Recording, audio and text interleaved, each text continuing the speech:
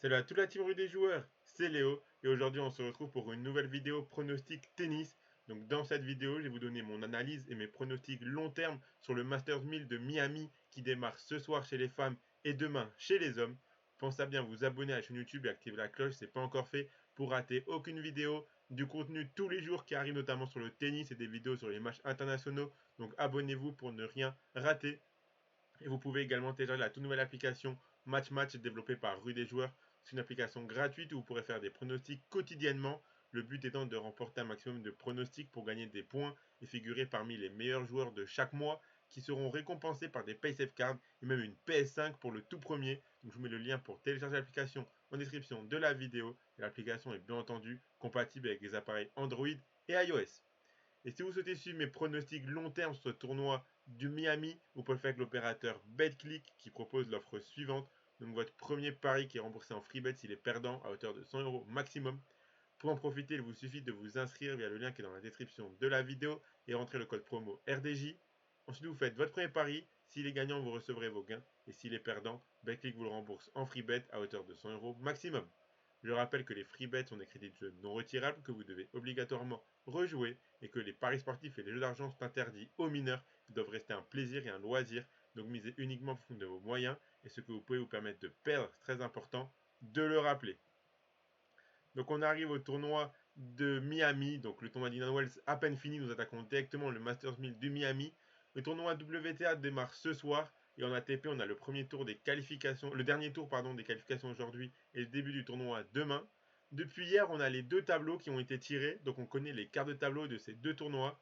Vu que demain j'ai cours, vu qu'on est mercredi, je ne pourrai pas vous faire de vidéo pronostic sur la journée de demain. Donc je commencerai les vidéos quotidiennes jeudi sur ce tournoi de Miami avec une vidéo par jour sur les matchs du soir même qui débute à 16h heure française. J'essaierai également de vous faire des vidéos les samedis et dimanches, de m'organiser en fonction pour vous sortir des vidéos même le week-end. Donc mettez un énorme pouce bleu sur cette vidéo pour m'encourager, me donner de la force pour travailler le week-end. J'ai également publié ce matin une vidéo explicative sur la chaîne YouTube pour apprendre à miser sur le tennis et la façon dont moi j'ai l'habitude de parier sur ce sport.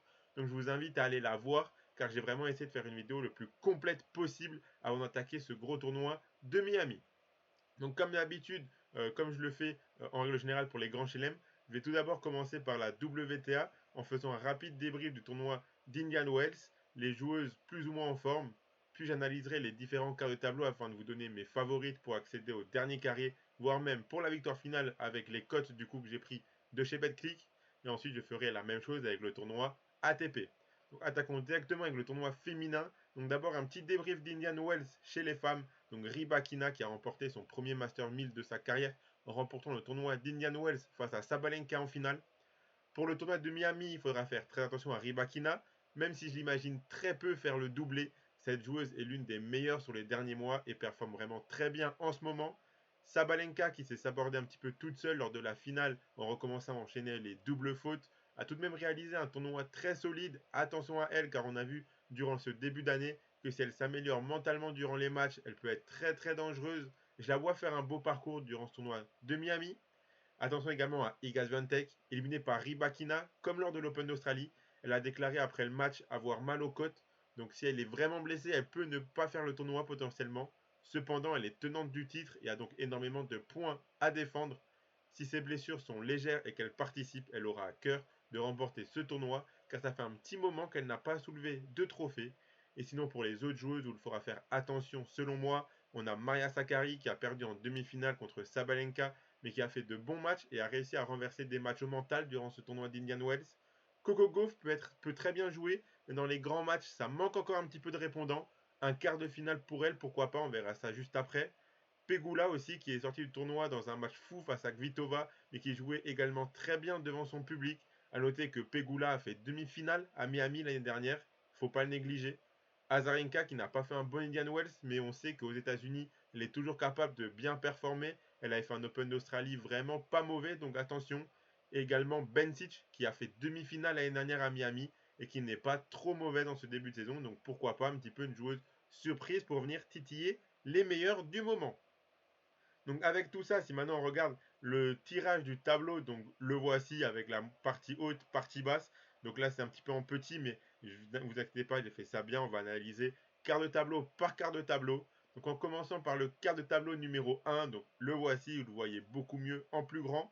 Donc dans ce quart de tableau là, j'imagine bien Iga Swiatek, elle est en quart de finale. Je trouve qu'elle a vraiment un parcours assez simple jusqu'au quart de finale. Donc j'imagine bien elle est en quart de finale en battant notamment Haddad Maia en huitième de finale. En quart, je la vois bien affronter Badosa ou alors Rybakina, même si j'ai un doute sur le fait que Rybakina arrivera à enchaîner directement par un gros parcours après son sacre. Pour Paola Badosa, c'est pareil, je suis pas sûr qu'elle atteigne le quart de finale, même si c'est ma favorite sur cette partie basse du quart de tableau numéro 1. Dans tous les cas, on aura Iga Swiatek contre potentiellement une joueuse surprise. Donc pour moi, Iga a toutes ses chances pour remporter son quart de tableau. Donc c'est ma favorite. Le quart de finale, du coup, il est ici. Donc je vois bien Iga Swiatek remporter ce quart de finale là. Je trouve qu'elle a un quart de tableau vraiment assez abordable, notamment si Rybakina fait de nouveau un très très gros tournoi, elle peut la gêner. Ça fait 2 fois d'affilée qu'elle la bat. Mais si Rybakina se relâche un petit peu et se fait éliminer un petit peu tôt avant le quart de finale, ben, du coup Swiatek a toutes ses chances d'aller en demi. Ensuite, dans le quart de tableau numéro 2, donc le voici. Je vois bien Pegula en quart de finale avec un huitième de finale notamment contre Azarenka potentiellement. Et je vois bien aussi un quart de finale 100% américain du coup entre Pegula et Coco Gauff. Si c'est le cas, c'est compliqué de savoir qui gagnera selon moi. Mais donc dans la partie haute ici, je vois bien Pegula et Azarenka s'affronter en huitième de finale avec Pegula qui gagne. Et en bas, franchement, je trouve que Coco Gauff, elle a un parcours qui est relativement abordable pour aller jusqu'au quart de finale. Donc je vois bien un Pegula Gauff en quart. Quart de tableau numéro 3, donc le voici. Pour moi, Caroline. Non, pardon, ça c'est le numéro 4. Pardon. Pour le numéro 3, on devrait avoir un gros huitième de finale entre Sakkari et Bencic. Et la gagnante pourrait retrouver soit Kvitova, soit Vekic en quart de finale selon moi. Sakkari et Bencic sont mes favorites pour remporter ce quart de tableau. Donc, comme je l'ai dit, je vois bien Sakkari et Bencic s'affronter ici en huitième de finale. Et la gagnante affronter soit Kvitova, soit Vekic, celle qui sortira du 16e, qui après ira en huitième et gagnera son huitième. Donc voilà, mais donc moi j'aurais envie de dire Sakkari et Bencic pour s'affronter en quart de finale.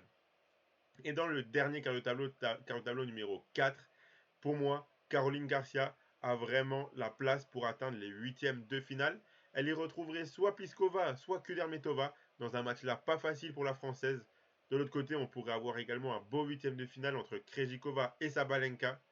Pour me mouiller, j'ai envie de dire Caroline Garcia contre Krejcikova en quart de finale.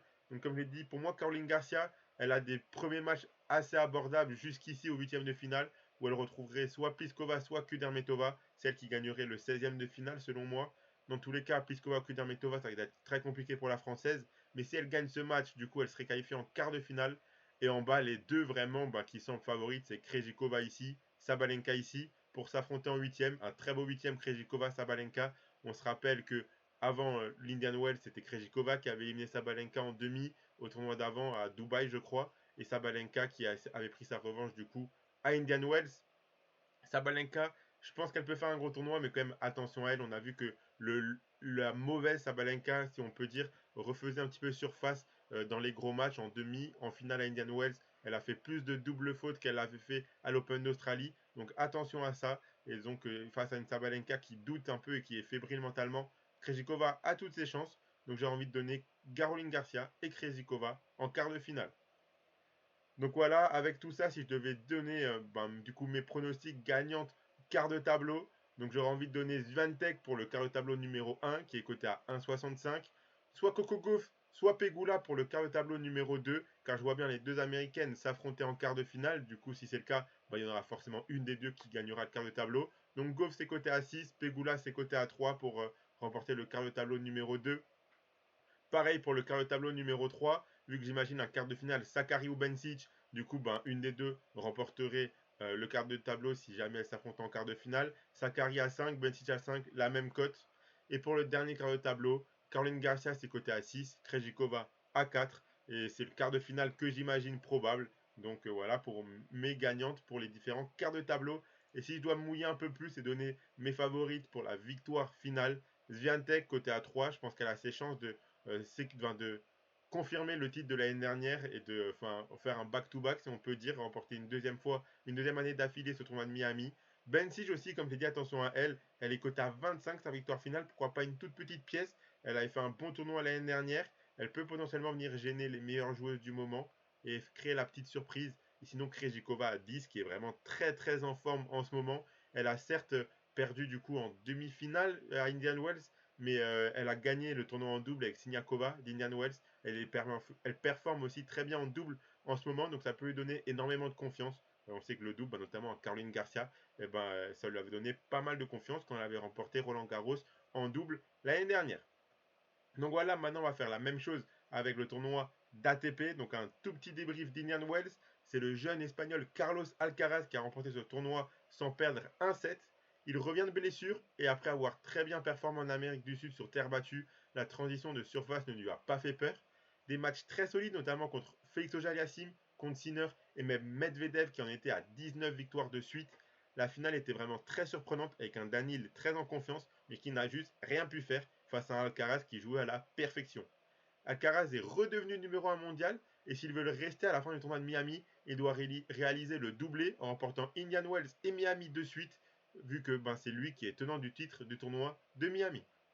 D'autres joueurs qui ont également bien performé à Indian Wells sont bien sûr Medvedev qui atteint la finale, même s'il n'aime pas du tout la surface d'Indian Wells. Yannick Sinner, qui était très très bon dans ce tournoi, même contre Alcaraz, il a fait un très bon match. Tiafoe, Fritz et Paul, les trois Américains qui ont bien performé à Indian Wells et qui sont souvent très à l'aise chez eux aux États-Unis. Attention aux Américains dans leur pays, dans les tournois de leur pays, ils aiment bien performer et bien jouer. Et également, Félix Auger-Aliassime a également rassuré, même si son entame de tournoi était un petit peu compliqué. L'année dernière, on avait un Alcaraz-Ruud en finale de Miami. Je doute que Casper Ruud soit capable d'atteindre à nouveau la finale, vu le niveau qu'il propose dernièrement. En revanche, attention bien sûr à Alcaraz, qui est tout à fait capable de faire le doublé, même si ce sera vraiment pas facile. Hubert Hurkacz, également le Polonais qui avait atteint les demi-finales, et avait même gagné le tournoi de Miami en double avec John Isner. Donc attention à lui, qui est plutôt bon dans ce début de saison 2023. Et Sinner avait également bien performé l'année dernière, tout comme Zverev, qui a réalisé un Indian Wells plutôt bon. Donc pourquoi pas aussi réaliser à nouveau un beau parcours à Miami. Si on regarde maintenant le tableau en détail, donc voici le tirage avec la partie haute, la partie basse. Et comme avant, on va faire quart de tableau par quart de tableau. Pour le quart de tableau 1, Alcaraz est favori avec un huitième de finale contre Tommy Paul sûrement, qui peut être assez délicat ce huitième de finale face à un Américain qui jouera à domicile et qui en plus est bon dans ce début de saison 2023.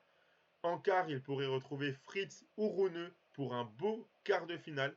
Donc j'imagine vraiment Alcaraz aller là en huitième contre Tommy Paul et derrière en quart de finale affronter soit Fritz soit Rune qui s'affronteraient sûrement en huitième eux deux. Donc on pourrait avoir déjà de belles affiches d'aller huitième et encore plus au quart de finale. Pour le quart de tableau numéro 2, donc la partie haute est assez ouverte avec un Casper Ruud qui est favori en termes de classement mais que je ne vois pas aller loin dans ce tournoi. Du coup, je vois bien Zverev et Sinner s'affronter en quart de finale. Je vois bien Zverev ici arriver à hisser jusqu'au quart de finale. Et dans la partie du bas, je vois bien Sinner face à un Rublev, Kekmanovic ou quoi. Ça devrait être des adversaires qui devraient un petit peu le plus l'embêter, mais je pense qu'il est capable de les battre. Donc je vois bien Sinner arriver en quart. Et donc voir un Zverev-Sinner en quart de finale qui pourrait être un très très beau match. Et pour le quart de tableau numéro 3, on a Hubert Hurkacz qui devrait se hisser en quart de finale assez tranquillement, selon moi. Et il pourrait y retrouver Daniil Medvedev ou Alex de Minaur. Donc Hurkacz ici, la partie haute de ce quart de tableau. Il y a Cameron Norrie qui pourrait pourquoi pas le déranger, mais je le vois supérieur. Ben Shelton aussi, le jeune américain qui est plutôt bon en ce moment et qui avait fait un très très bon Open d'Australie. Mais je pense que Hurkacz a les armes pour aller en quart de finale. Et en bas, du coup, je vois bien de Minaur, pourquoi pas faire un beau tournoi. Mais Medvedev me semble le principal favori. Du coup, je vois bien un Hurkacz Medvedev, pourquoi pas, en quart de finale ici. Et pour le dernier quart de tableau, un beau huitième de finale entre Félix Auger-Aliassime et Tiafoe peut avoir lieu en haut. Donc ici, Auger-Aliassime qui irait en huitième et Tiafoe aussi. Ça ferait un beau huitième de finale, Auger-Aliassime contre Tiafoe, où le gagnant, du coup, affronterait en quart de finale Tsitsipas, s'il est remis de sa blessure et motivé, ou alors Kachanov, ou alors plutôt un joueur surprise, car cette partie de tableau peut être assez ouverte si Tsitsipas et Kachanov ne sont pas au niveau. Il y a notamment Lejka aussi là qui lui, du coup, fait pas partie des têtes de série, donc il y a un tour de plus à jouer, mais qui peut venir un petit peu créer la surprise et pourquoi pas aller loin. Dans tous les cas, cette partie de tableau est assez ouverte selon moi, même en haut, vu qu'on a Auger Aliassime qui n'est pas non plus au top de sa confiance, Tiafo qui sort d'un bon tournoi, mais ce qui va en faire deux de suite, pourquoi pas. Dans tous les cas, je trouve que ce quart tableau numéro 4, si on n'a pas un Tsitsipas vraiment très en forme et motivé, ça peut être le quart de tableau le plus ouvert où il pourrait y avoir potentiellement un quart de finale assez surprise, donc pourquoi pas. Donc comme avant, si je dois vous donner mes gagnants de quart de tableau avec les codes du coup de chez BetClick, ben, j'ai envie de dire du coup pour le quart de tableau numéro 1, Alcaraz, mais côté très bas, 1,50, c'est le gros favori de cette partie de tableau. Et si vous voyez pas forcément Alcaraz réussir à atteindre les demi, les codes des autres sont assez intéressantes. On a Paul côté à 10, Tyler Fritz à 4 ou Rune à 4 aussi. Donc pour moi, c'est si Alcaraz ne remporte pas ce quart de tableau là, je pense que ça sera un de ces trois là qui le remportera. Donc les codes sont assez intéressantes. Pour le quart de tableau numéro 2, comme je vous l'ai dit, j'imagine bien un quart de finale entre Zverev ou Sinner. Donc Zverev à 4, Sinner à 2,25 pour remporter le quart de tableau numéro 2. Pour le numéro 3, Hubert Cash côté à 6, Medvedev à 1,50, c'est lui le gros favori de ce quart de tableau. Et de Minor à 12, mais je vois plus quand même Hurkacz Medvedev en quart de finale. Donc la cote de Hurkacz à 6 peut se tenter avec une petite mise, pourquoi pas. Et ensuite, pour le dernier quart de tableau, comme je vous l'ai dit, c'est le plus ouvert. Mais on a Ojaliasim à 4, Tiafo à 4, Tsitsipas à 2 et Kachanov à 10. Je pense que s'il n'y a pas d'énormes surprises, ça devrait être un de ces quatre-là. Mais on n'est pas à l'abri de voir complètement notre joueur aussi créer la surprise dans ce quart de tableau qui est, comme je vous l'ai dit, très ouvert. Et donc pour finir, si je dois vous donner, me mouiller, vous donner mes trois principaux vainqueurs, mes vainqueurs en tout cas, mes favoris on va dire pour la victoire finale. Alcaraz côté à 2,75 pour emporter ce tournoi. Yannick Sinner à 8, pourquoi pas. Il est capable vraiment d'enchaîner avec un bon tournoi et de réaliser un bon tournoi de Miami, je crois en lui. Et Daniil Medvedev à 3,50. Si Alcaraz se fait éliminer avant la finale, parce que du coup, si Alcaraz et Medvedev s'affrontent, ça sera uniquement en finale. Et donc si Alcaraz se fait éliminer avant la finale et que Medvedev arrive à atteindre la finale, je pense que contre un autre joueur qu'Alcaraz, Medvedev a toutes ses chances. Et donc si Alcaraz saute avant la finale, je pense que Medvedev est capable de remporter ce tournoi. Donc voilà pour ma petite analyse pré-tournoi de ce Masters 1000 de Miami. Comme je vous l'ai dit, je commencerai jeudi à faire des vidéos tous les jours sur les matchs du soir même. Donc j'essaierai de sortir les vidéos le matin vers 12h, 13h maximum, vu que les matchs démarrent à 16h heure française. Abonnez-vous à la chaîne YouTube et activez la cloche pour rater aucune vidéo du coup. Vous pouvez également mettre un like à cette vidéo pour me soutenir, me donner de la force pour ce tournoi de Miami qui commence et qui me privera de pas mal de sommeil. Je vous invite à aller voir ma vidéo Comment parier sur le tennis si vous n'êtes pas trop à l'aise avec les paris sportifs sur le tennis pour tout comprendre et me suivre durant ce tournoi de Miami. Moi, je vous souhaite à tous une très bonne journée et à la prochaine.